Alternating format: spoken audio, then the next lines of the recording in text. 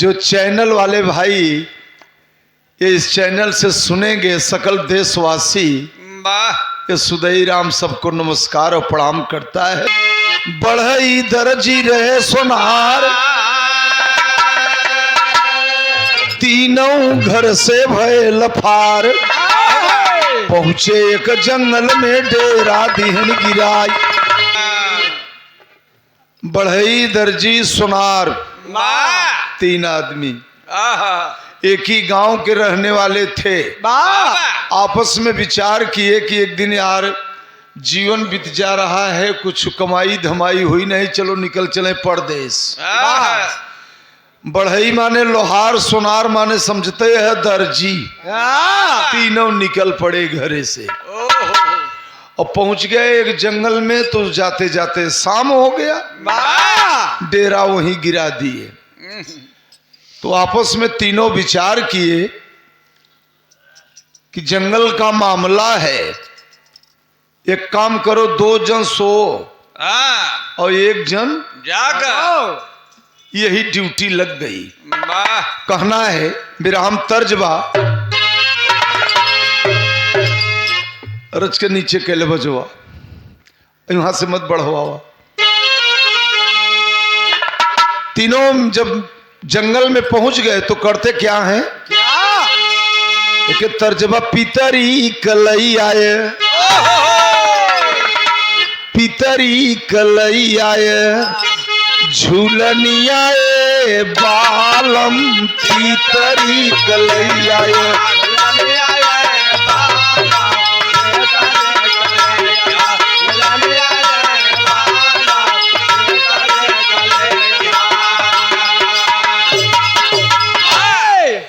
मर्द परदेसी बोला, अगर दुल्हन पितरी के न मिला तब झूलनी कहे, तब दूसर की बात ध्यान दे कि मछली के कांटे का, मछली के कांटे का नथुनिया बालम।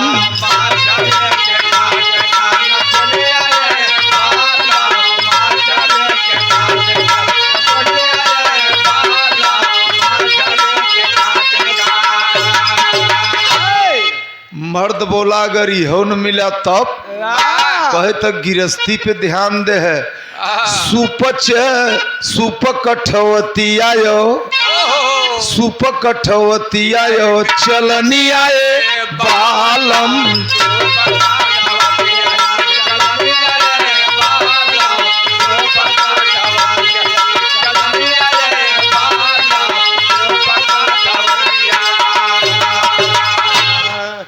पहले रात में लोहार का ड्यूटी लगा, करत काबा गढ़े लागल काठे क,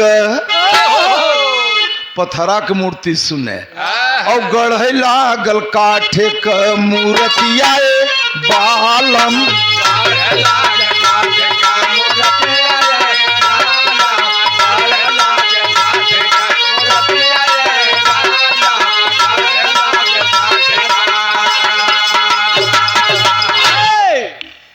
लोहार जागत, सोनार और दर्जी सोवत हैं। जंगल में रहबे कहन एक लकड़ी काट के 6 फुटे का बसुला रुखान लेहबा, नंबर 1 के मूर्ति गढ़ता, मूर्ति में दुल्हन बनवाता। करत काबा हाथ गोड़ा गढ़ी दिया, सीना कन्ने बुलावा। ध्यान तली है। अरे यार हमार नाम सुदई बा, जब हम उके मनई कह देव तो हमसे बिरहा बगली आए कब हम। हाथ गोड़ गढ़ दिया, यही सीना कन्ने बुलावा, आँख कान बनाई दिया, माथे पर कतुलवा, लेकिन गजब बनाए बासुरतिया बालम।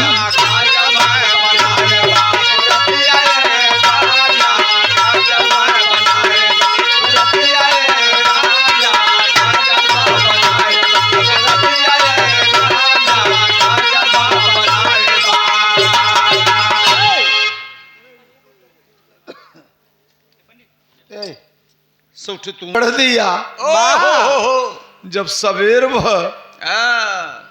तो दोनों जने जब उठे दर्जी और सोनार, वाह अरे कहीं ही का के है बहुत अच्छा। कहीं अब एके हम कहा रात भर जागत है तो कुछ न कुछ करबे करब। अभी है गढ़ दिया। अब दिन बिता, फिर जब रात आई तो कहें आवाज के कर ड्यूटी लागे, कहें आवाज के कर, तब दर्जी कहे आवाज हम जागब। अब लोहार और सोनार सोवत हैं और दर्जी के ड्यूटी वहां दिन दूसर के रात में मुन्ना लाल लग गई ड्यूटी। तो बिरहा में खित तर्ज लगत है।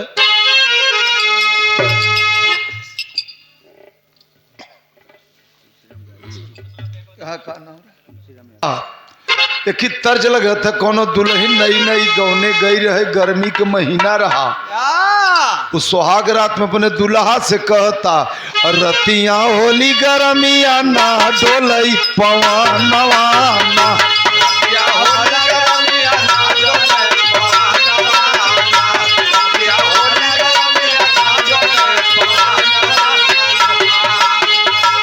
इकट्ठे डोमावा बोलैबे, दुइठे बेनिया बिनैबे।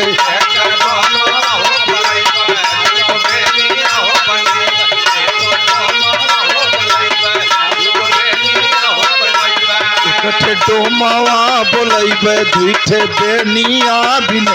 इकट्ठी रातिया डोलाउबे, इकट्ठे दीनवा ना।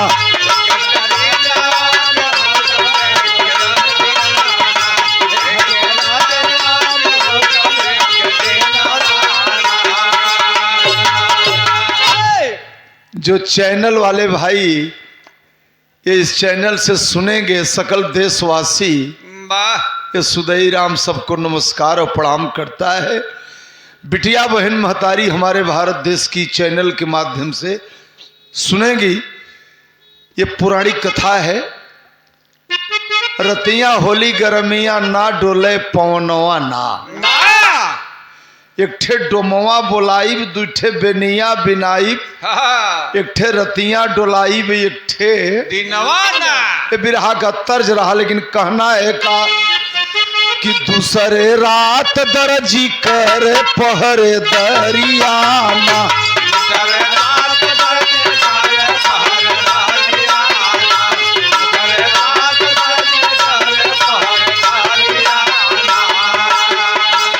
दर्जी दूसरे रात जागता। आप कलाकार हैं, दूसरे रात दर्जी जागता तो करत का बा, कर में कैंची सुई उठाई, कर में कैंची सुई उठाई।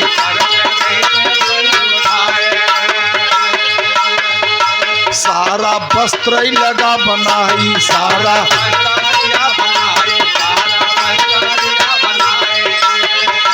सिया लागल रतिया तनवा क घघरिया ना।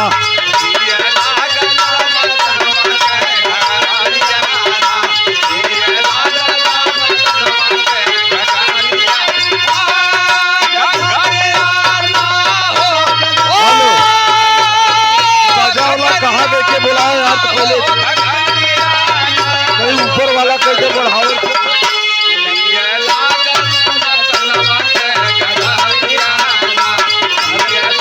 खाली ऊपर वाला केबिल मिलाई के बढ़ाओ। अभी में हारमोनियम वाला भाई घरिया ना, अश्लील बात न हो। बढ़िया कपड़ा पहना दिया दर्जी। दूसर के रात में सवेरो हो गया बाबा। अब सोनार उठा और लोहार कहे रे यार सिटी देवे दे। उकुल बकचोद हन कहत कहत रात बीत गई। कहे लोहार कहा हम एक रात में मूर्ति बना दिया। दर्जी कहा हम एक रात में कपड़ा पहना दिया। अब तीसर के रात ही भर अब के जागे कहें। अब सोनार कहे हम बचा है। अब हम बचा है। तीसर के रात के भाव आवता कैसे बिरहा में तर्ज बदल के बा। कभों कभों के बाबू राम कैलाश स्वरा लमाही से ई वो गावा करें। कैसे गावें? अरे गंगा जी का ऊंची बाया टरिया न हो जा बैठे भगवान।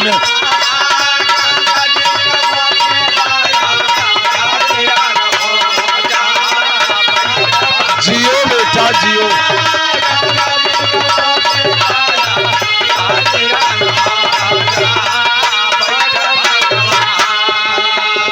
यही के बनारस के कलाकार गाँव। अरे लागल बा बजरिया गमपुर हो हीरा रतन बिकाई।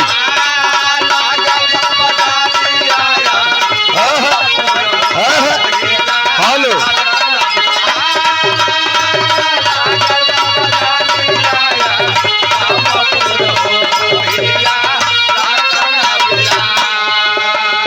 चतुर चतुर सौदा करी है न हो मूर्ख खड़ा पछताई।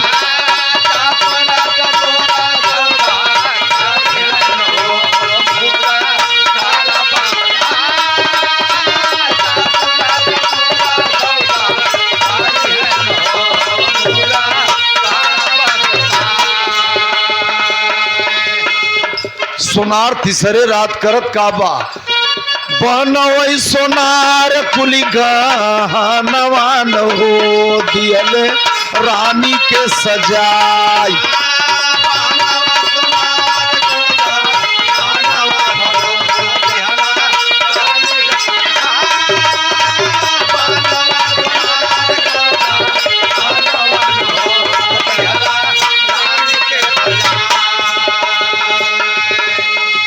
सोलह सिंगार कई के बनवई गहनावा।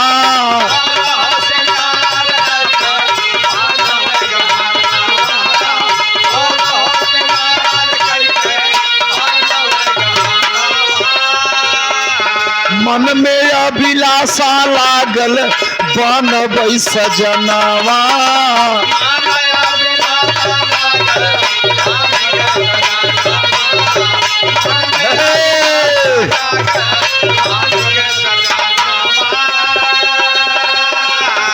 बढ़िया से श्रृंगार करके और अभिलाषा लिया कि इसका पति हम ही बनेंगे। मन में अभिलाषा लिया बनवई सजनावा।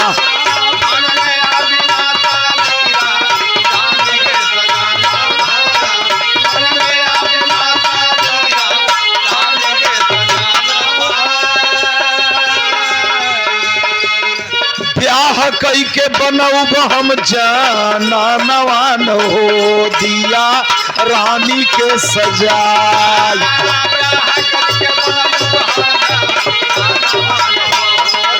जियो बेटा जियो जियो।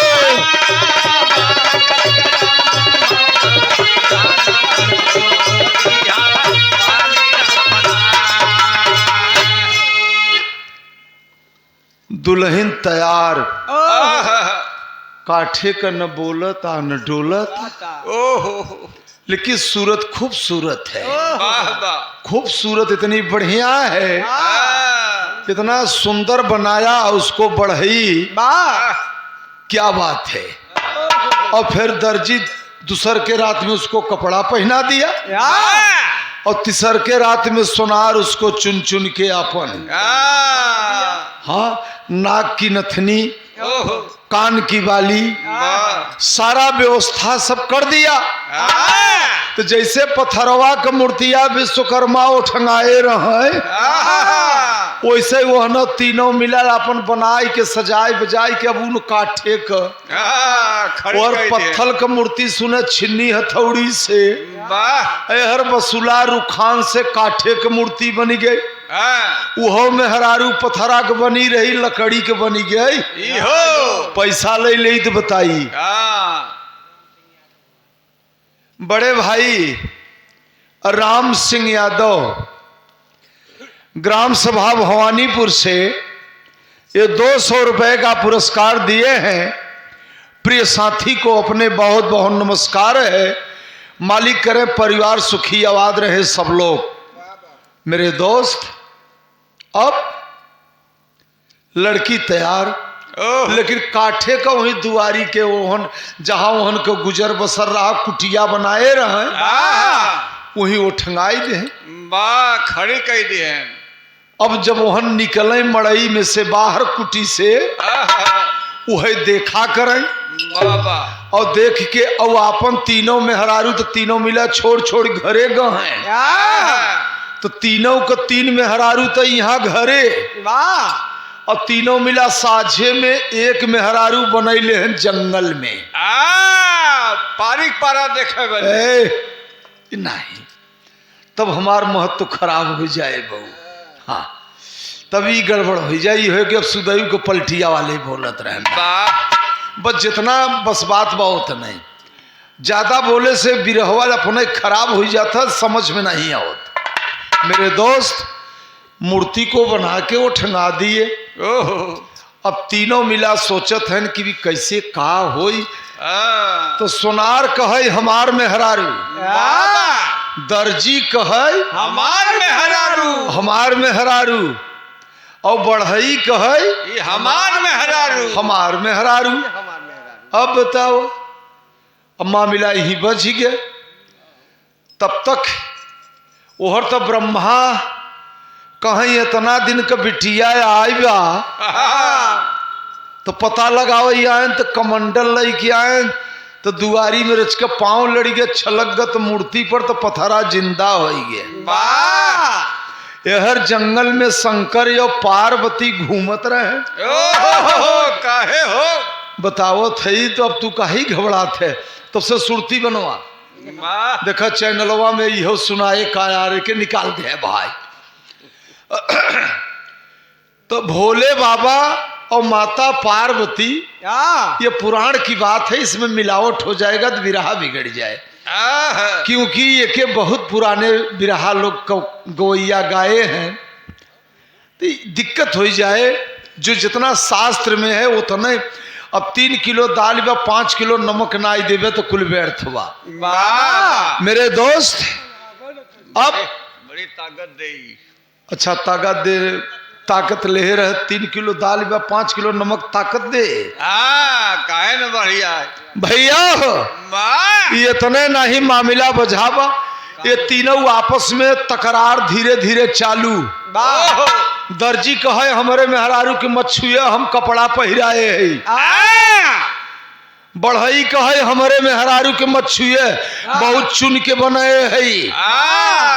सोनार कहे हमारे मेहरारू के मत छुए बहुत नगद नगद गहना पहिराए है। नकुरा में देखा, काने में देखा, रचा हाथे में देखा, गोड़े में देखा, इतना मेहनत से गहना पहिराए क्यों जन हमारे मेहरारू के छुए न दे। दर्जी ओहर ऐठा था, लोहार ओहर, सोनार और पार्वती के लिए आई के भोले बाबा अपन जंगल में वन विहार करत है। पार्वती जब कुरबुराहट सुनी अनी मनई के आवाज मुन्ना लाल तो भोले बाबा से कहें स्वामीनाथ ई जंगलवा में एक ठे मढ़हा दिखा था कुटिया और वहाँ कुटिया पे कोनो ई रउबार भव का मेहरारू के चलते तो शंकर जी तो जानत रहे न क्योंकि वो तो देव में देव महादेव रहे। भोले बाबा सुदई राम के जो इतिहास बा वो कायम रहे, बिरहा में गंदगी न हो। भोले बाबा कहन देवी चला, माता पार्वती छैलाई कहे नाही स्वामी चला रच के देखा जाए वहन का कौन बवाल बा। कहे देवी वहां चल देबू तो बहुत बड़ा फसौआ हो जाए। बड़ी बवाल बा। पार्वती देखा 3 हठ जबर होते। कवन कवन भैया? बाल हठ बाबा, राज हठ और तिरिया हठ। तिरिया हठ कैसन हो? राज हठ राजा हठ कई देश के एक करब हम तू बिना करे राजा छोड़े नहीं। लड़का रिसियाई के खिलौना दे बाल हठ तो मेला ठेला लियाई के गए है नहीं कहे जात है तो हम बाजार से कुछ तो बालहट, राजहट और तेरी तिरिया हट। वाह पार्वती हट ठान दीन की अनायु के चल हाँ, आए भोले बाबा ले आई के कहा कस तो रूप तो बदले हैं। वाह अब रूप बदल के आई है, रूप तो बा नहीं। शंकर जी के एकदम बैरागी बना है। माता पार्वती कहे भैया ई काहे झगड़ा करे है। लोहार कहे हमार में हरारू यहाँ ले थैन, हई हमार में हरारू आ लेकिन जबरदस्ती यहाँ ले थैन। सोनार कहे ना ना ना ना ई हमार में हरारू आ यहाँ जबरी ले थैन। अरे बप्पा रे दर्जी कहे हमार में हरारू आ यहाँ जबरी ले थैन। एक लेक भाषा ई ठेठ अवधी भाषा अनि छीनत हैं, अनि छीनत हैं। वाह रे बाप रे पार्वती महारानी भोले बाबा से कहे का हो। हाँ, भोलेनाथ कहे देवी तो है कहे रहे कि मोहम्मद चला बवाल में तू फंस गऊ। वहां तीनों कहे तू है के है कि तर्ज लगे था मुन्ना तर्जु है बा जो घुघुर बाजे घाघर बाजे कैसे बा।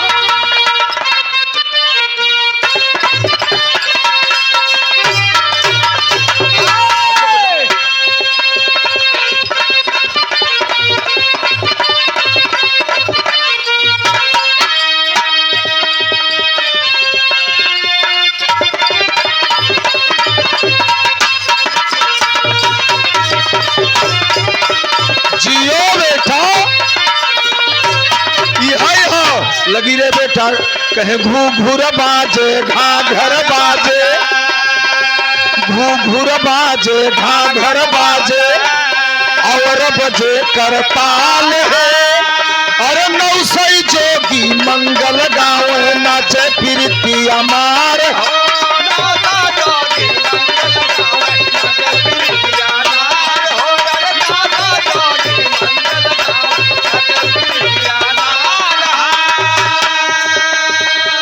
तीनी में इकट्ठे मुसाफिर बोला, तीनी में इकट्ठे मुसाफिर बोला ई हौ दुल्हन हमार। तीनी में इकट्ठे मुसाफिर बोला ई हौ दुल्हन हमार। अरे तुई के अब त डाटा मार कारे बटन तकरार हो।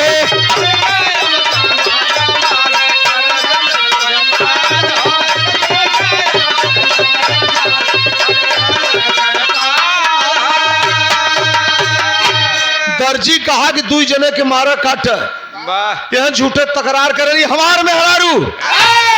बढ़ई कह ना ना ना एक नहीं हमार में हरारू। सोनार कह ना ना ना एक नहीं हमार में हरारू। अरे बप्पा भाई बवाल।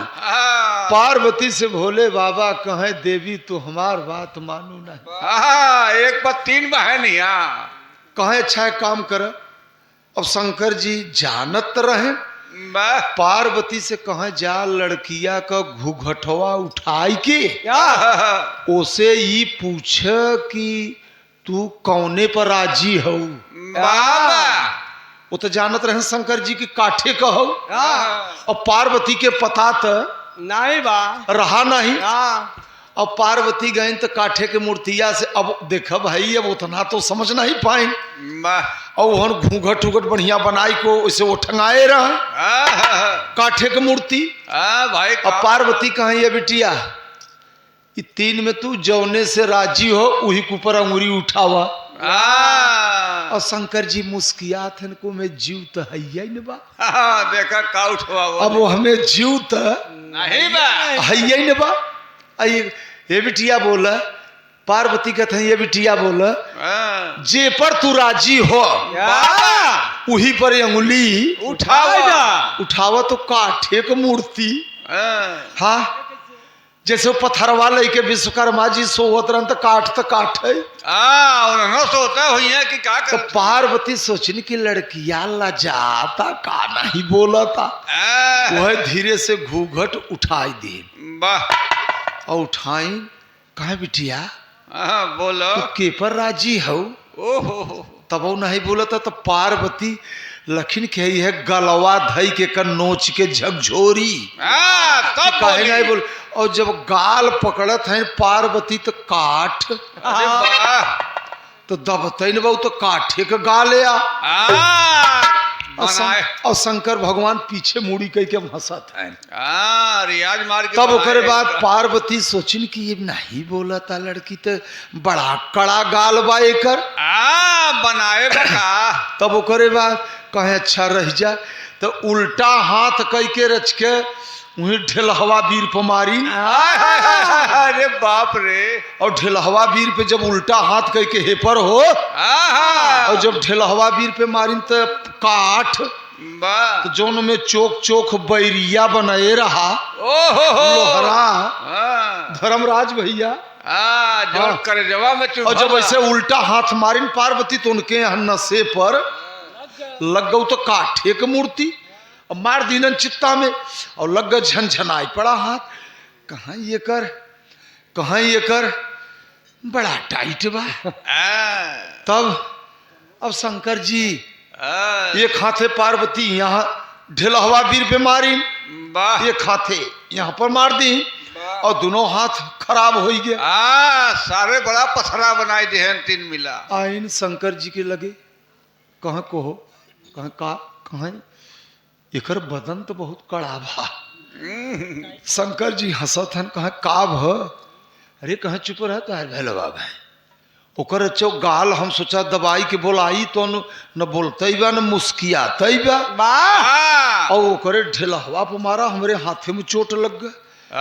तब शंकर जी कहें तब ओके कुछ पता पाऊ का हो कहा लड़की तो हो दिखाता अरे कहाँ यस नहीं समझ पावत हो।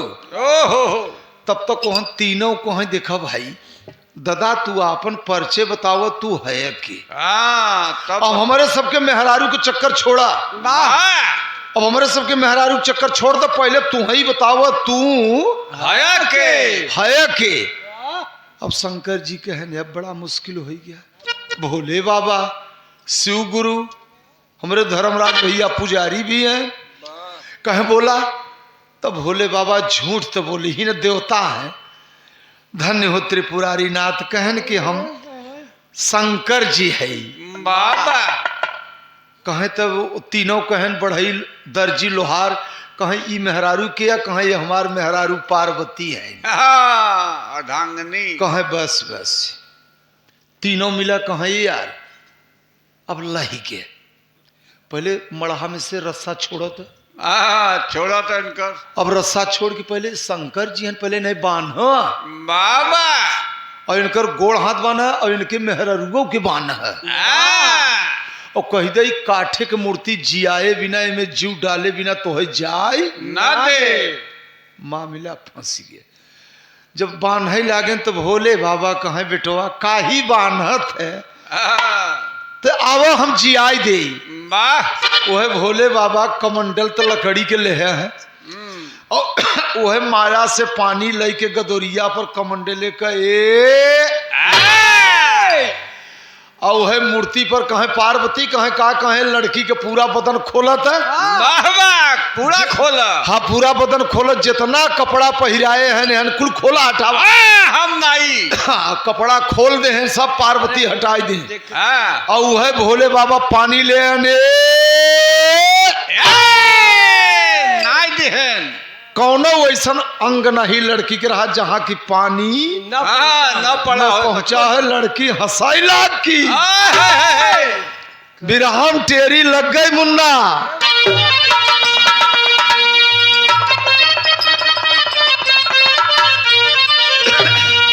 अरे किशोरी सब नम मोती बन गई साहित्य टेरी है हाँ जी अरे किशोरी सब नम मोती बन गई प्रतिमा प्रतिमा माने मूर्ति होते प्रतिमा आप कवि है गायक है ऐसे ही गावा करे हाँ का नाम बताया है आप तुलसी राम गायकी के है तो बिरहा के पकड़ करे के ध्यान रखे नहीं कहो जो भाई हमसे मिलबे तब हमार तोहार पूछी पूछा, ओए अरे किशोरी सबनम मोती बन गई, प्रतिमा बिहस उठी है चंदा जैसे कोरी, किशोरी सबनम मोती बन गई।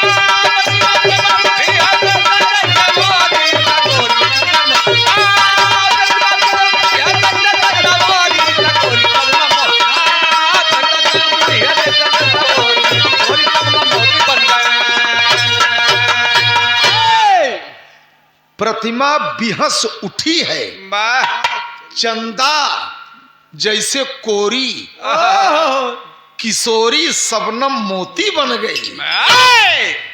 देखा, ये पंच का आशीर्वाद है आप पूज्य गुरु महाराज के। कहा करी थे, अब जब हम सुमा के आज के 30, 40, 35 साल के पहले जमाना रहा, लड़ुआ बिरहा का, हाय रे परशुराम यादव जी, गाय तो हो गए भैया परशुराम भैया से, हाँ? अरे अरे अरे अरे बाप रे, ओह, रामनगर बनारस में आज के 30 साल के पहले मुन्ना लाल यादवा ने, ये बात खुशबू राज रामनगर में, उनके बगल में उजाला बिटिया, परशुराम अब नहीं है दुनिया में, जा परशुराम बैकुंठ हो तो है। हनुमान जी के लंगोटा पर सारी रात 12 बिरहा हम गावा, 12 बिरहा परशुराम गायन, 8 बजे से 9 बजे दिन तक, और लंगोटा सियान नहीं सियान। और हनुमान के लंगोटा पर परशुराम कैंची सुई डोरा कपड़ा कहाँ से आए, यह हमार उनकर कपर खैयत चला। हम सोचा ये लाइन छोड़े, और वो सोचेन की ये लाइन छोड़े। 8 बज के दिन जनता रामनगर में कहे भैया ये लंगोटवा आज सियाई जाए। 12 दूनी 24 बिरहा भाई, आधा घंटा का बिरहा हो 20-20 मिनट का, और सोचा 15-15 मिनट का 12 बिरहा गावत धई गए, और लंगोटा वो बिरहा होत रहा। संजय सिट कहवा पर करावे तो 15 मिनट का समय दें, और 15 मिनट अब सोच ले कि 8 बजे से 8 बजे दिन भरे में साला कई बिरहा गावा जाए। हाय रे वो सब समय बारे परशुराम तो कलाकार ऐसा रहे, मामूली चीज रहे। जनाब स्वर्गीय हैदर अली जुगनू करनाईकपुर में झूरा में, अरे बाप रे, मजाक नहीं रहा। लेकिन अभी सब कलाकार निकल गए ना, इसे हम सब एक दिन निकल जावा जाए।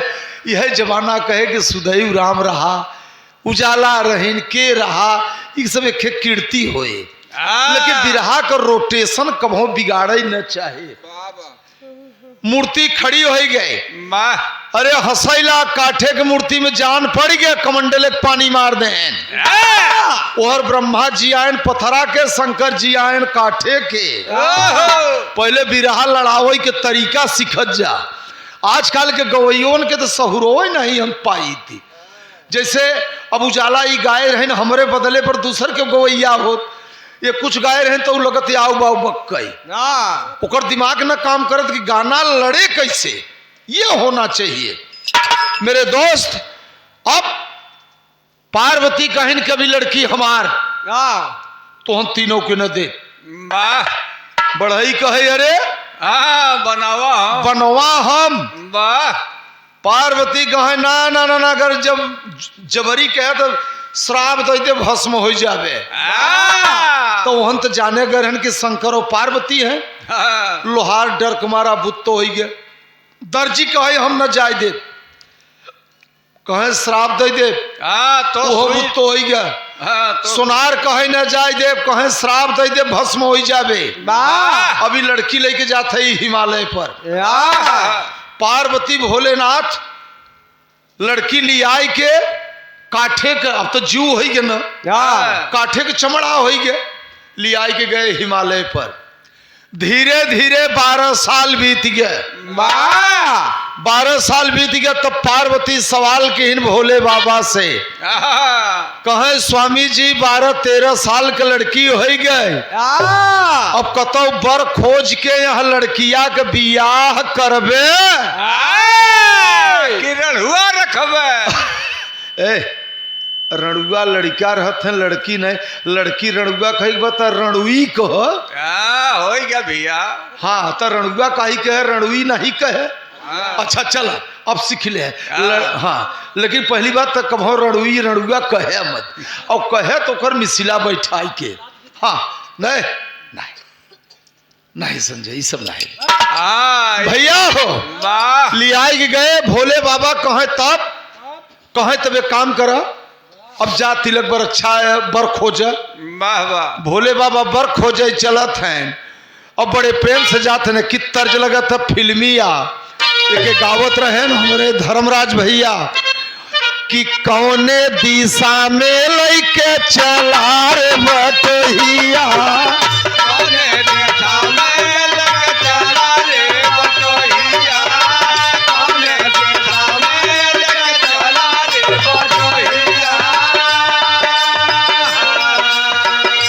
ये अनजानी है डगर झूठे मोरा नहीं हर, जरा झाकन दे कौने दिशा में लैके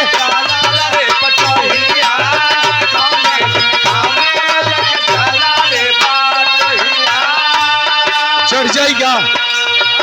ए गुंजा उस दिन तारी सखिया करती थी क्या बात हो।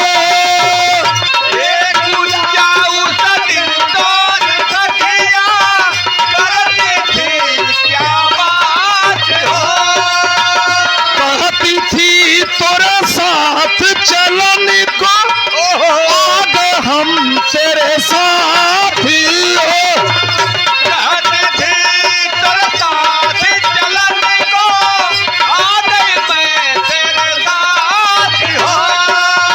साथ अधूरा तब तक जब तक कि पूरे न हम तेरे साथ ही हो।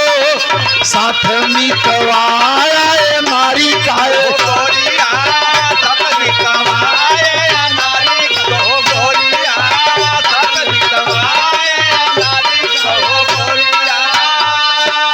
पर खोज चले सुना आगे सियोधनिया।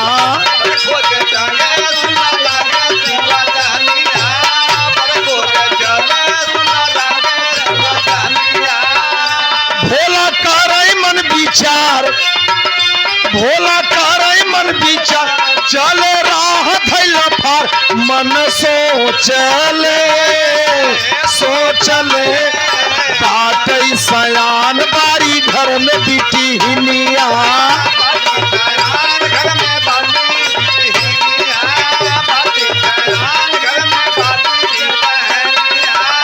पहुंच गए हैं इंद्रलोक में, इंद्र के लड़ी का मानी हो।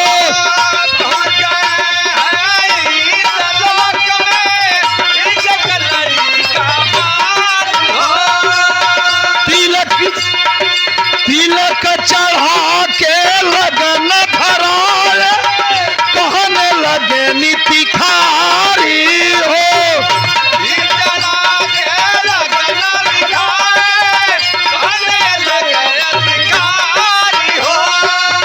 साइब के दिन आया घर पे साज के अपन बारात हो।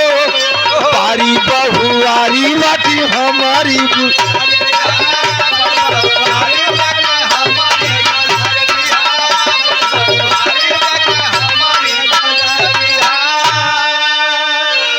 कहे समय से बारात लेके हमारे द्वारे आई जाए। वाह इट्ठे बिटियावा कन्यादान दे दे। इंद्र के दमाद बने दिहन। वाह के इंद्र के यह पुराण में दिखाई। यह देखे सुदई के अंदर क्वालिटी पौबे कि जवन गाऊब हम और जवन शास्त्र में न मिले ओके हम नहीं लिख सकी। यह बता कि गवैया के हमें बोले के चांस हम नहीं देते हैं। किस पुराण में है, किस जगह ये कहानी है, वक्त आए पर तुरंत एक फरियोता हो जाए। हाँ यह बताइए कि प्रमाणित के साथ कहानी हो, वेद की चीज है। वाह ये वेद की चीज है। और इंद्र के आए पार्वती से कहें कि लगन तो पड़ी गई, कहें कौन दिन धराए, कहें फला तारीख के बारात आए, कहें दमदवा के खोजे, कहें इंद्र के।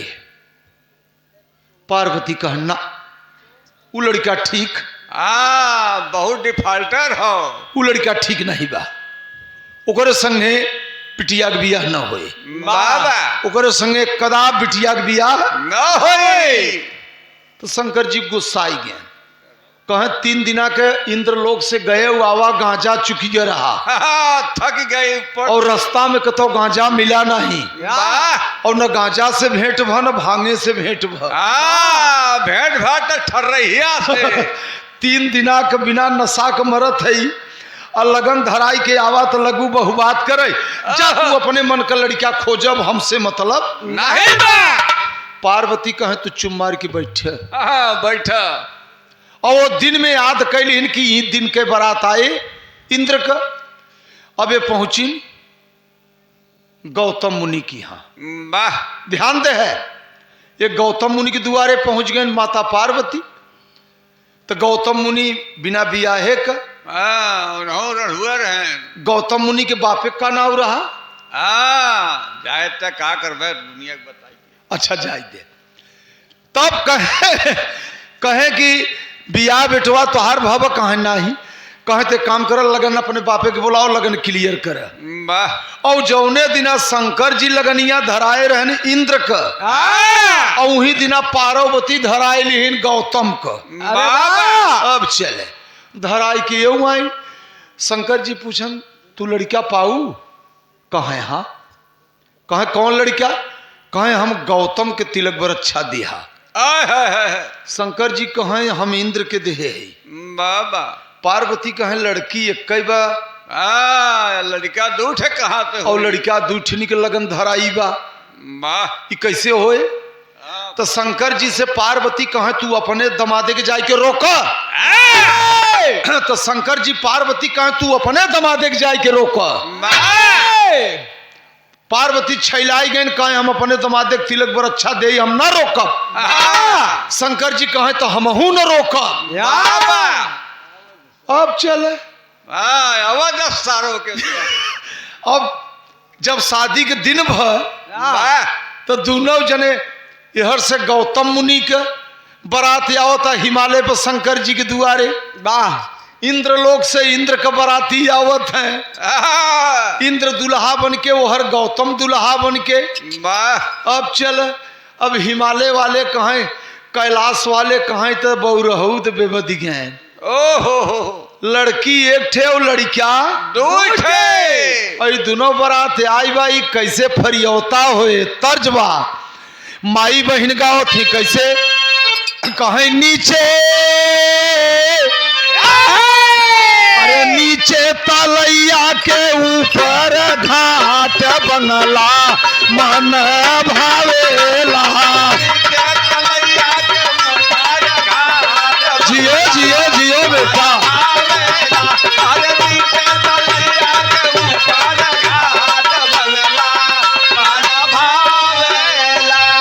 ये तो विरहम तर्ज रहा, लेकिन गाने का बोल क्या है। अरे ये हर भोले बाबा की यहाँ हिमालय पर कहें, पर्वत पे आवे बारात बोला हाय हाय बाजा बाजेला।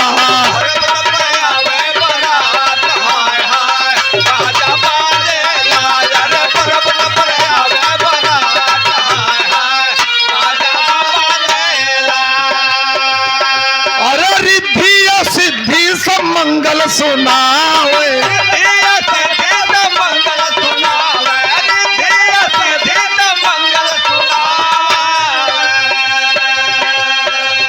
रिद्धि और सिद्धि सब मंगल सुनावे, और शंकर का सड़ुआई ननवई में नाचे।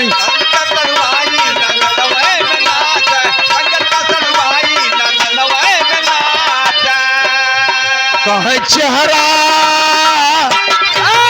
अरे चेहरा बज बैसो हाथ बोला हाय हाय बाजा बाजेला। बाजा बाजेला।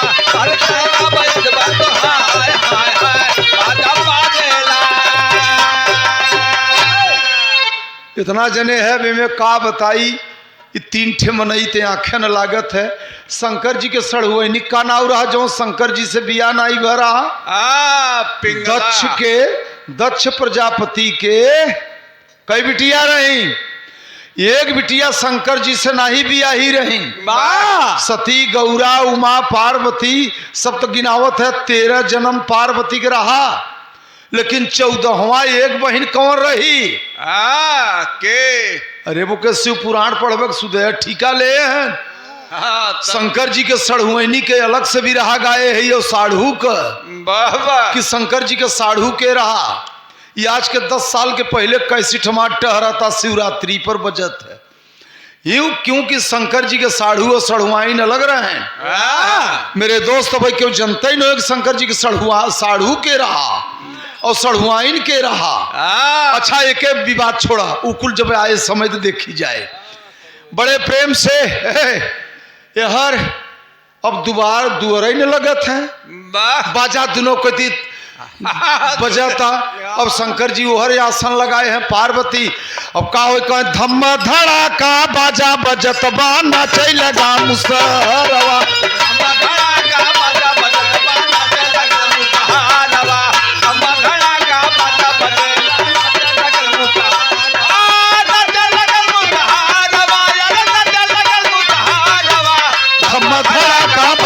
जतवा नाचे लगा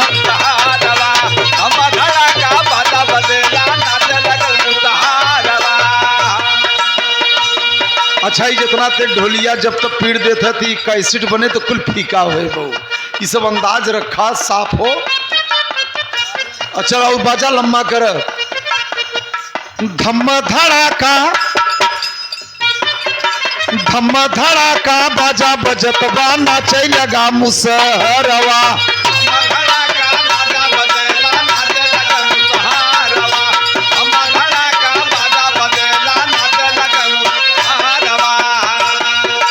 खाबे पीबे का कोई आगम नहीं है, के खियावे वहां तरी सियौबल बा न भोले बोलो था न पार्वती। खाबे पीबे का कोई आगम नहीं है, होई चला भी न सरवा। खाए पिए का आगम नहीं है, कभी कहारवा। खाए पिए का आगम नहीं है, होई कभी कहारवा। न इंद्र दुबरा लगत है न गौतम मुनि, इनका बारात है तर तर तर तर तर तर बाजा। गौतम मुनि के बारात तो हर जनवास तर तर तर तर बाजा बजाता। और क्यों ई नाऊ पंडित जाय के कहते नहीं कि दोबारा चले लगे, तब तक बाजा हुए बजाता। अब भोजन पानी के कोई व्यवस्था नहीं बा, और सब नाचत गावत विपदा हैं दोनों पार्टी वाले। इंद्र कहे दोबारा हम लगब, गौतम कहे दोबारा हम लगब। अब देख और पथरा की मूर्ति थोड़े बवाल कैसी काठे वाली तो ढेर करता बाबा। अब मामला फंस गया, देव ऋषि नारद ब्रह्मलोक से उतरी आए। बारात करब दे आए, बारात नहीं समझौता में आए। कहे चाचा बझौगा बात तो हो गई, कहे हाँ बझौगा तो हो गए नारद। कहे तभी फैसला होए कैसे? नारद कौने से लड़कियां बिहबे? बाबा बिहा जल्दी हम गमछा उमछा मिलो। हाँ अब मामला यहाँ बझाव। नारद जी एक बुद्धि लगाए, कहे 1 बीघा खेत इंद्र के पहले दे दे और 1 बीघा खेत गौतम मुनि के दे दे बाबा। और शर्त यही रख जेकरे खेते में ज्यादा धान बोआए। अब हमें गाना में खोजे पहले हमारे का मिले कि धरती पर धान आय कहां से, के भाई कुल जन जनते न होबे, बिरहा बिरहा होते। कहीं 1 बीघा नहीं दे और 1 बीघा और बराती ये तो अपन अपन ये सब खियाओ और नहीं अपन बराती लौटाई दे, ये सब खेती कराएं। अब 4 महीना बाद ना धान तैयार होए तो धान आय कैसे? तो इंद्र अब मृतलोक में खेती करेगी बा, और गौतम मुनि के भी करेगी बा। तो इंद्र एक सुग्गा जी आए रहे, कहे जा इंद्र लोक से ठोड़े में वाह अब यह कुल हमरे गाना से पोल खुल जाते तो लोग लिख के बनाई के गावे लगी तो कहीं हमार गुरु लिखे रहे कहे जाओ के ठोड़े में से धान 4-6 दैया आवाजाही कर पहले बेहन नावे भरे के बिया यहाँ गोलिया हुआ अब वो सुग्गा आवे जाए लगा तो ठोड़े ठोड़े जितना ओकरे ठोड़े में अमाई अब वो 1 बीघा भरे का कई चक्कर लगाए हुए गिनतिन की हाँ चावल छोड़ के कोई दाना मुँह में अटकत नहीं जब ये अटकत है तो केवल चावल बस और बिना पानी के सरकत नहीं सारे के खूंटा से ठेला अब खूंटा से तो बात करते अब खेत जोतवाई दे हैं इंद्र आपन जोतवाई दे हैं गौतम मुनि आपन गौतम मुनि बेहन नायन अपने खेते में बरस ले हैं इंद्र जी और गौतम मुनि के बरसबई नहीं के हैं अब मामला फंस गया काहे इंद्र पानी के मालिक हैं मेघ के कहें तू हमारे खेते में बरसे और गौतमवा के खेते में मत बरसे अब वो झूरे खेत जोतवाई के गौतम मुनि बैठा कि सलाह अब क्या करी और इंद्र यहर अपने खेते में बरसवाई के और धान तैयार बेहन तैयार कराई के लगवाई देहन धान अब नारद जी पहुंचन पार्वती के लगे कहें चाची कहें कहा कहें चचा का दामाद जीत जाए दाई लेके चलते एक बोरा हाँ अब देखा नारद जी के कहें पार्वती से ब्रह्मा का लड़का रहे नारद जी तो शंकर और पार्वती चाची चचा बहन ध्यान दे कहें चाची कहें कहा कहें चचा वाला दामाद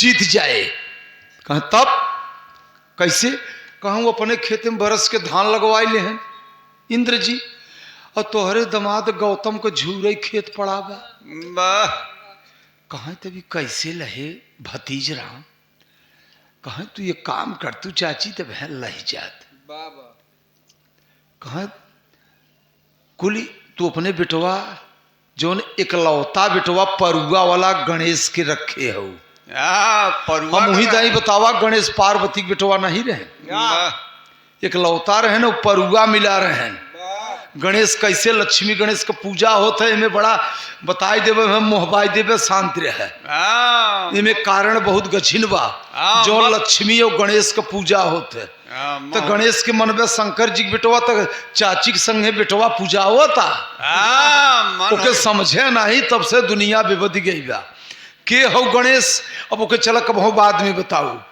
भैया हो वेद और रामायण का तो मास्टर खिलाड़ी है हम और खोजी था उतना रखे वही मुड़े का ही एक ट्रैक्टर पुराण धरावा सुदई खलीफा के ठोंगा बनवावा की जरूरत हुई तो भैया हो इतना ही नहीं अब कहाँ होते पार्वती से नारद जी कहें अपने गणेश के कही दे कुल अपने पहले गण के बुलाओ जितना चूहा है अब चूहा बुलवाए लेकिन पार्वती नारद जी कहें पार्वती से कहें चाची कहें कहें यहाँ चूहोन के कही दे जाए कि कुल इंद्रवा के डणवे चाल दे बिल बना दे तर्जबा तर्जबा कैसे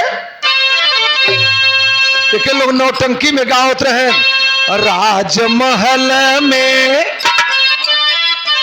जिया मुन्ना लाल राजमहल में मोरावा बोले राजमहल में मोरावा बोले राजमहल में मोरावा बोले मोरावा बोले हो मोरावा बोले मोरावा बोले हो मोरावा बोले ये तो भोजपुरी से मतलब नहीं ना महल में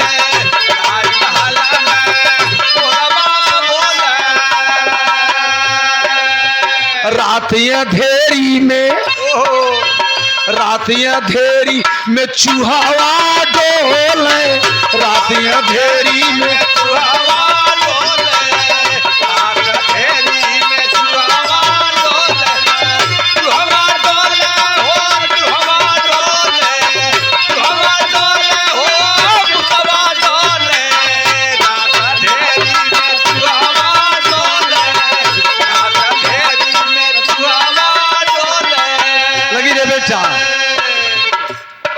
इंद्र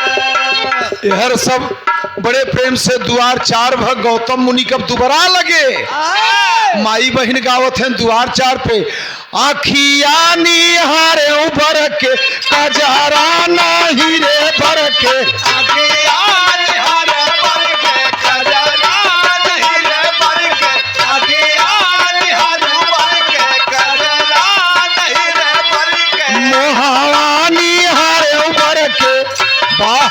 माई बहन का गीत या मोहवानी हारे ऊपर के पनवा नहीं रे भर के, मोहवानी हारे ऊपर के पनवा नहीं रे भर के, मोहवानी हारे ऊपर के पनवा नहीं रे भर के, पौवानी हारे ऊपर के पनही नहीं रे भर के, पौवानी हारे ऊपर के पनही नहीं रे भर के, पौवानी हारे ऊपर के पनही नहीं रे भर के।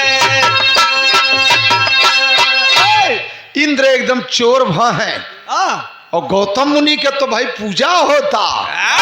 बड़े प्रेम से द्वार चार लगे, बराती जनवासा में गए और जनवासा से फिर खाए में दे आवत हैं।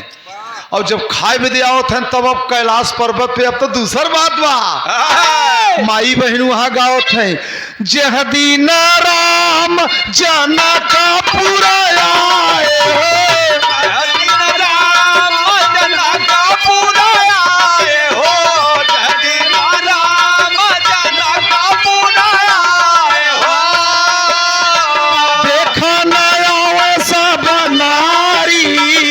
सीताराम के भजो,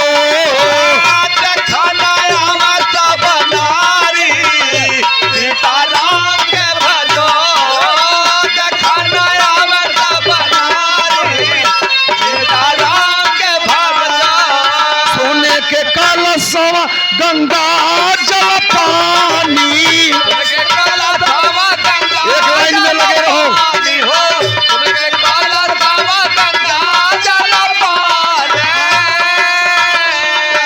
सोने के कलशवा गंगा जल पानी, राम का पाँव पखारी सीताराम के भजो, राम का पाँव पखारी सीताराम के भजो, अरे राम का पाँव पखारी सीताराम के भजो। सोने के कटोरिया में घिया न परोसे, कटोरिया में घिया न परोसे हो, तुमके कटोरिया में घिया न परोसे हो, ऊपर ने बुला रसगारी सीताराम के भजो, ऊपर ने बुला रसगारी सीताराम के भजो, ऊपर ने बुला रसगारी सीताराम के भजो। सासू का मीत सबई दरमान, बड़े माई बहन बिटिया का गीत ये भारत की गीत है, माटी का। सासू का मीत सबई दरमान,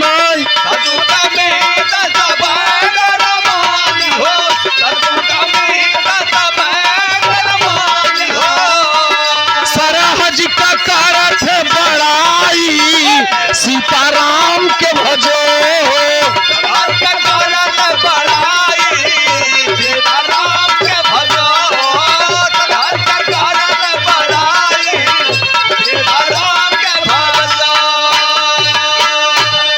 बड़े प्रेम से गीत गौनई होता। बराती जब खाई बैठ गए तो तुलसी भाई अब तई कुल खड़े खड़े सिस्टम चली गए। कुकुर भो बरतिया कहाँ से आई बा हो, देखा मुंगवार मुंगराव से। इस सब बाबू घनश्याम भैया आज बेटवा के बारात लेके आज दुमदुमा में सजाई के आई है। बाबा सबके खुशहाली होते। आज गौतम मुनि के गोड़ भोई नहीं पड़ता, गौतम मुनि के पिता का नाम नहीं बताओ थे ये बहन।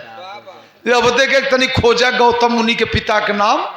भैया हो ये इतना ही नहीं, बड़े हर्ष के साथ बराती जब खाए बैठे तो माई बहन पहले गाँव में कैसे बरातीन के वाह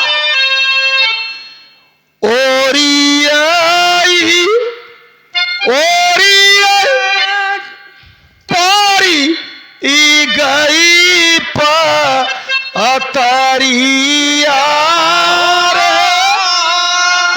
थामा मत धोतिया माइला होई जा माई बहन के गीत यार अरे काकी निहुरी पारोसई रसिया का अवने रामा ये हमारे बिटिया बहनी के धन्य हो हमारे देश के बिटिया बहन वाह वही में तो उजाला भी कराधार लोग है ये गीत हमारे बिटियन बहनिन के महतारी लोगन कहो वाह बराती भोजन कई के वाह वही में थोड़ा सा कुछ बिटिया बहन लोगी चुड़कई गावत थी मोछ वाले तरे तरे वाह वाह कहाँ तरे तरे रसादार में अरे वाह ये फिल्मी गावत थी और और का सुना कर कैसे कैसे कुल गावत थी हाँ हाँ हाँ लेकिन माई बहन गावत थी मोछ वाले तरे तरे वाह वाह तरे तरे रसादार में वाह ये धर्मराज भैया का पेटकल गीत हो और बराती जब खाए कुटे कभी अब चढ़ाव लेके भेजब साइड से बिया भी हो के चाहे फिर वो में माई बहन पहुंच गए तो जो बुढ़िए माई हेनु गई ही कापाई थाली रे कापाई लोटा कापे कुसा कर डाब मड़े में काप अरे बेटी का बाबा देखे कुंवारी के दान तब से वो हमें जौन और कुल रही और जौन एक दो लड़का के महतारी मड़ौना में वह देखा बिया बैठा बा आए हमारे मुन्ना का ओमे कुल और कुछ गई टीका वाली अला बाबा बिबिया में मुनि जी खोली के देखावा नहीं गाड़ी देव चुनी जी खोली के देखावा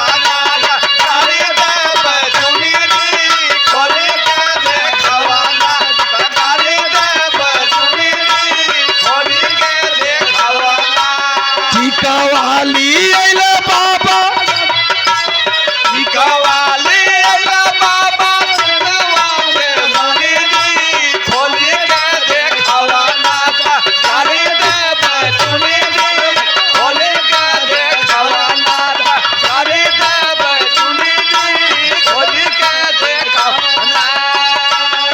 यही में तमाम लोग चुड़कई गाँव भीतर का सामान कैसे बाहर गवा आई जी तो कुल तो छोड़ा कुल परपंच हो ही जाए लेकिन जितना माई बहन के गीत बा वही में माई बहन गई ही जैसे फूटा ही कंडाल वैसे ही बाभाना चंडाल सुनु बाभाना जैसे फूटा ही कंडाल वैसे बाभाना चंडाल सुनु बाभाना जैसे फूटा ही कंडाल वैसे बाभाना चंडाल सुनु बाभाना पंडित महाराज गाड़ी पावत हैं जैसे बाजारी का खुआ वैसे बाभाना का फुआ सुनो बाभाना जैसे बाजारी का खुआ वैसे बाभाना का फुआ सुनो बाभाना जैसे बाजारी का खुआ वैसे बाभाना का फुआ सुनो बाभाना हवा में माई बहन पंडित महाराज के मौज में गरिए औका गरिए ही जैसे तीसी चर्चा राय वैसे ही बाभन बरबराई सुनु बाभाना जैसे तीसी चर्चा राय वैसे बाभन बरबराई सुनु बाभाना जैसे तीसी चर्चा राय वैसे बाभन बरबराई वहीं में जब लड़का जब कोहबर जाए लगा था तब वहीं में गावत थी।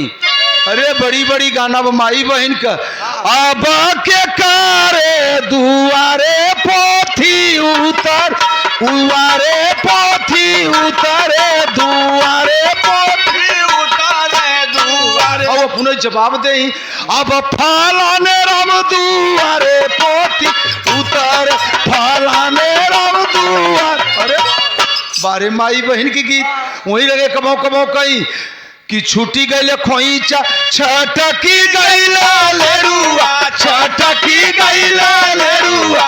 अरे बीनी बीनी खाले दामाद। वाह ये माई बहन का गाना हो। ये पुरानी चीज अब भोजपुरी के आगे क्यों ये सब चीज दोहरावत नहीं बा।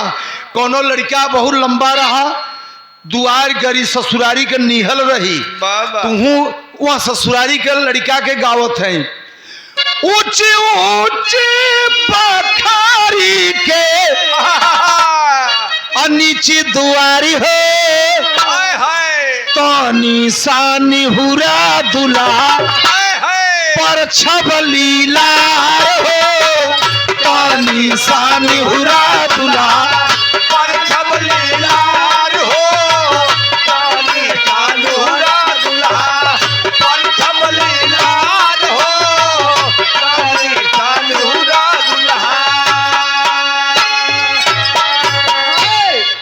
जब लड़का सवेरे अंगने में बैठे जब अंगने में बैठे थे ना माचा पर पलंग पर तो को बे मर्दवा नहीं तो शीशा कंघी पाउडर तो अंगने में कबू नहीं बैठे का। अरे तब कहते जनबे ओ भैया तब वह समय माई बहन गाँव थी तब कैसे गई अरे के कारे बोलाए चला आए आंगनवा हमारे बैठे हो। ये अंगने के या सवेरे के गाना अब अपने ससुर बोलाए चला आवा आंगनवा तोहरे बैठे हो। विदाई पर माई बहन गई कैसे विदाई का गीत दूसर बा तब ओके दूसर चले मुन्ना भी घिर्री लग जाए। अरे लीले रंगा घोड़ावा होली ले रंग छेड़ावा होली लई पिठिया राजा भैया सवार रानी का सोहाग।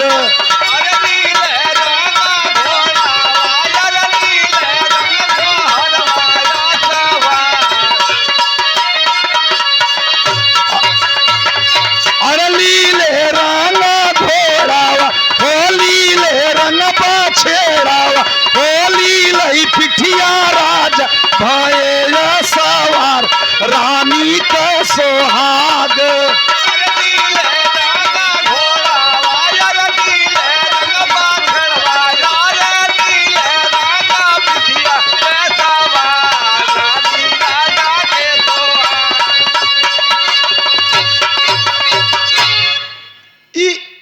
विदाई के गीत या राजा का सुहाग ये कुल गाय सुने रही तो कहीं यह कुल धुन पहले रही। बड़े प्रेम से गौतम मुनि के भंवरी घूम गए। धर्मराज भैया तुलसी गौतम मुनि के भंवरी घूम गए वहां काठे के लड़की के संगे। अब तो लड़की रही अब उनमें सब देवता लोग जुटे तो वहां लड़की के नाम का पड़ा का जब विदाई करे लागे तब नाम का पड़ा लड़की के कठवा के लड़किया का जानत है। बताऊबा तब जानब हम का जानी है अहिल्या। वाह मालूम है आपको। भैया तब ओकर नामकरण भ ब्रह्मा मड़े में धराए राम सिंह भैया उस लड़की का नाम साबित भ अहिल्या। जब अहिल्या अहिल्या है ना अहिल्या जब हाँ अब इंद्र से शादी नहीं भाई। इंद्र कहे ठीक बा, आज तू भी यही कि जा, घबरा मत। एकर बदला हम ले। अरे एकर बदला हम ले निश्चित। अरे बाप रे, क्रोध में है इंद्र। अरे लिए आए कि गए, आए हाय हाय हाय, ध्यान दे। और गए जो अब सुहाग कक्ष में होता है, माँ का हो अपना गौतम मुनि अपन निभाए। और तब तक इंद्र मुर्गा बन के बनेरी पर, हाँ तुलसी कुकड़ू को देखा ये काठे के लड़की कहाँ कमाल के है बा। और अरे ऊ को छोड़ा नहीं, अच्छे हैं सब। किसी का कवि कहीं से पाते हैं, कुछ लिखते हैं, उनके कलम को खंडन नहीं। और मुर्गा बन के बोल दिए बनेरी पर। गौतम मुनि समझ गए कि सवेरा हो गया। धर्मराज भैया चले सवेर हो गया। आल्हा में भाव लगे थे मुन्ना,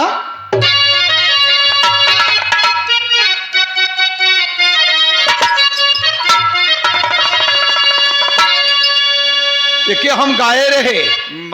कैसे गाए रहे के 4 लाइन आल्हा में बड़ा विचित्र बात ही दिखाए रहे कि माई का मरा नवा, माई का मरा नवा तो वहाँ दीन अखरई भैया। माई का मरा नवा वहाँ दीन अखरई भैया। माई का मरा नवा वहाँ दीन अखरई भैया। जौने दिन दुल्हनी उतरई अपने दुआर,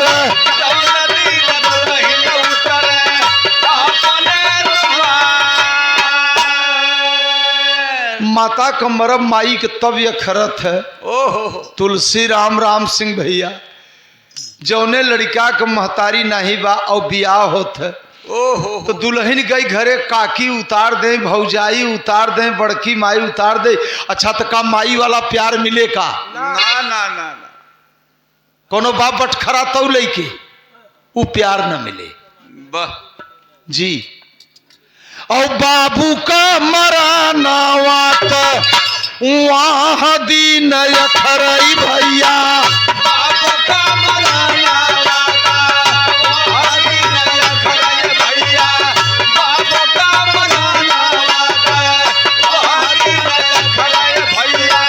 जौनी दिन बेटावा का आवे कर जगार, जौना दिन दुआरा पे आवे कर जगार। बाप नहीं बा बेटवा कर्जा ले ले, कर्जदार आई के कह दे नहीं गट्टा पकड़ के लेके चल दे। गोबर फेंकवाई तो बापे के मरब बेटवा के तब यह खरत है कि अगर पिताजी होते नहीं, अगर बाप जियत रहे तो करे सामने के बेटवा के गट्टा ना धरत, कहे 10 बिस्सा बेच देव, 2 बिस्सा बेच देव, लेकिन तोरे औकात कैसे परी हमरे बेटवा कलाई पकड़े के। और अगर बाप नहीं बा तो कुल बेटवा नहीं के झेले के बा। बहन का मरा नवा, भगत सिंह के बहन का नाम रहा है? फुलवंती। बहन का मरा नवात वहाँ दीन अखरई बाबू। बारे संजय हमें हर समय देखा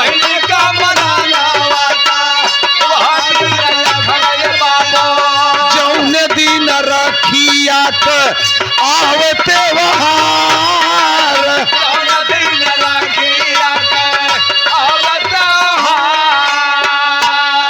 भाई बहन का प्यार तब मालूम होता है। यह बहन के सामने भाई नहीं बा और यह भाई के सामने बहन नहीं बा, तब महसूस होता है। ओहो और भाई का मरा नवा वहाँ दिन अखरई हीरा। जौने दिना दुश्मन द्वारे करे ललकार, अब जैसे तू अकेले अपने माई बाप के राम सिंह अकेला भयवाद 4 मिला है और 4 लाठी लेके आएगी ना कहा निकल, हाँ निकल, तब अकेला है हाँ तुरंत क्या चल करबे, ये तो जूझ है। हाँ गोपीगंज जाता था रामदेव बनारस का भी रहिया रामदेव उस्ताद गाए रहे, बा का जब ये आल्हा फंस गए तई बाबू रामदेव गाए रहे कि आज उदल बिन समर में अब के पुजाई बहिया, वैसे आल्हा नहीं याद के हैं, हाँ लेकिन जब बच गए हाँ, तब उदल के याद करे के पड़ा।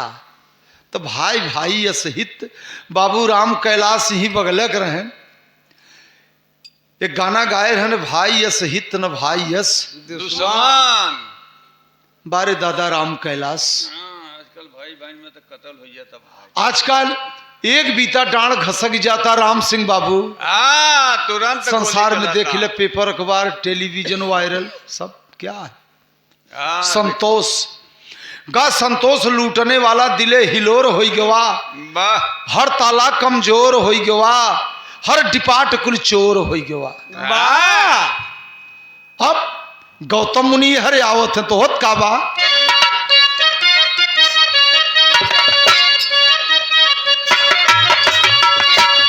लाल का वो हार पड़ी ग साजलिया सवरिया रे बाबू,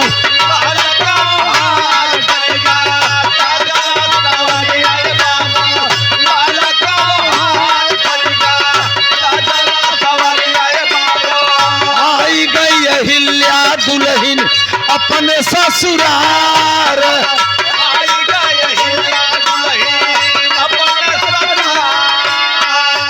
हाय हाय हाय हाय। अहिल्या जब अपने ससुराल आई ओहो सतवंती सास तब तक खोलली ओ हरवाए बाबू,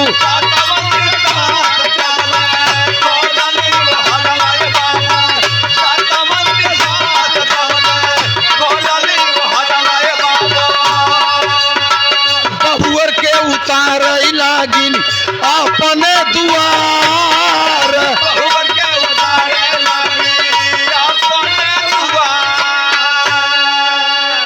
लई गए जहां सुहाग कच्छा बैठाई दिन बिटिया, बेटवा बहुत चुनौती पर हैं, 1 बीघा खेती के हैं तब तो है प्राप्त के हैं। ओहर इंद्र कहाँ घबरा जिन लग चल तू, अरे वरदान बदला तो वह कहता ही है हम की, 1 पॉइंट सुदई की जितना कैसेट गाए हैं भारतवासी के कही था कि मिलाई ले है सुदई विराह पुराण से, यही तो एक बार लालजी लहरी भैया तो नहीं है दुनिया में, बड़का इतवार ही जगतपुर एक बार ही ककरा कोटवा लीलापुर में सट गए ही कछारे में। हम कहा लालजी भैया तू दयाराम का चेला है, तो हम महाबली सिंह रामधार के चेला है, पुराण से विचलित न जाब हम। ई बा कि लालजी लहरी भैया बढ़िया कलाकार है, दुनिया में नहीं है, सब हमसे बड़े रहे। हाँ बिचवा में गोसाई महाराज रहे, गाए रहे हमसे प्रतापगढ़ में, अब उनकर याद कराई दे।